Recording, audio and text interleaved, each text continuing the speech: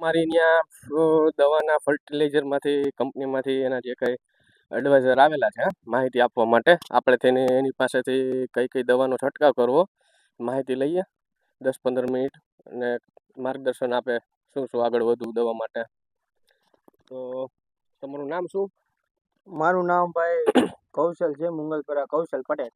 બરોબર છે. અને રેલીઝ ઇન્ડિયા લિમિટેડમાં હું કામ કરું છું છેલ્લા 2 વર્ષ થયા. ઓકે, કઈ કંપનીમાંથી આવો છો?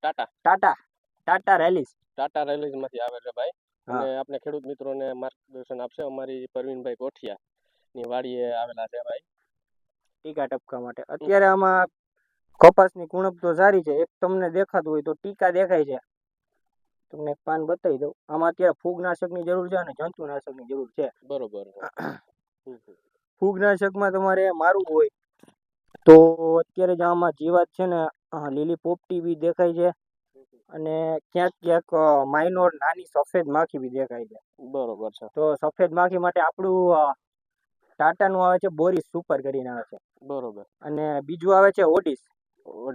જે તમારે બુપ્રોફેઝિન આવે એમાં અને એસિફેટ બંને મિક્સમાં આવે છે.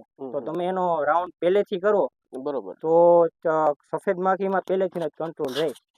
તો તમને ઉપજ સારી મળે. બરોબર.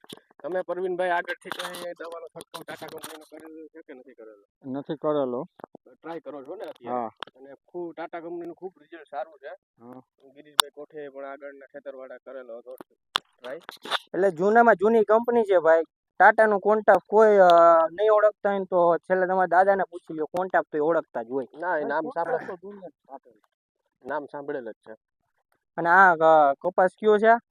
વેરાયટી કઈ છે? જાદુ. અચ્છા. બીજી ટીપ ઈ આપું કે આમાં ફાલ ખરે છાપવા ખરે કોઈ ખેડૂત મિત્રોને તો છાપવા કરવા માટે આપણે બોરોન 20% આવે છે ટાટાનું સોલ્યુબર કરીને અને બીજી બધી કંપનીનું આવે છે. બરોબર. તો તમારે એ કરવું હોય તો ફાલ ખરવામાં તમને ઘણો ફેરફાર જોવા મળશે. બરોબર. અને આ વરસાદ જેવું વાતાવરણ હોય તો મારું તો કહેવાનું એમ જ છે કે ઈ પહેલા એક રાઉન્ડ કરવો જ જોઈએ બોરોન. તો વધારે ફાયદાકારક છે કપાસ માટે અને ખેડૂત માટે બંને માટે. હાજી છાપવા બંધ થઈ ગયા હોય ઈ ટૂંકમાં ખરે ઓછા. બરોબર છે. બાકી તો કપાસ એની કુણપ ઉપર છે. બરોબર છે. અત્યારે તો કમ્પ્લીટ પખર જ કહેવાય. અત્યારે આ 5.5 થી 6 ફૂટ ને 5.5 થી 6 ફૂટની હાઈટનો છે. આ ભાઈ ડોકા કાપી નાખ્યા છે નકર 6 ફૂટનો હશે. પરવીનભાઈની હાઈટ પ્રમાણે કપાસમાં ડોકા કાપવા જ જોઈએ તો જ મેન ઉપજ શક્તિ વધે. ઉપજ શક્તિ વધે. નીચે તમે આવી ડાળખી જોવો છો ને આટલી એ અહીંયા આવે થશે. હાજી કપાઈ ગયું છે ને ત્યાંથી આડી ફૂટ થાય.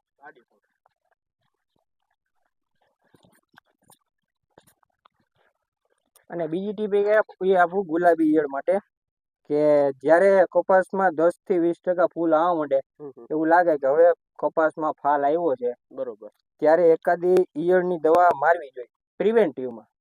ખેડૂતોને એમ થાય કે લગાવવો જોઈએ દવાનો છંટકાવ કે સારી સારી કંપનીની ઘણી દવા આવે છે. ટૂંકમાં ઈયળ વધારે વહી જાય એવી તો ન આવે પણ કંટ્રોલ થાય એવી તો આવે જ છે ને.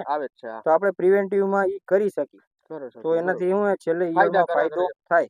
બરોબર. ખેડૂતોને એમ થાય કે અત્યારમાં શું ખોટો ખર્ચો કરવો પણ ખોટો ખર્ચો ઈ છેલ્લે ફાયદો જ થતો હોય.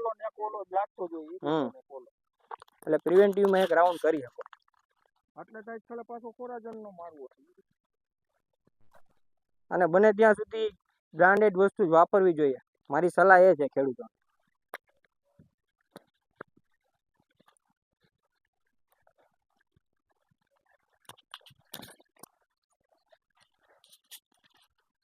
બાકી તો આ કપા સારો જ છે, રોનક એ સારી જ છે.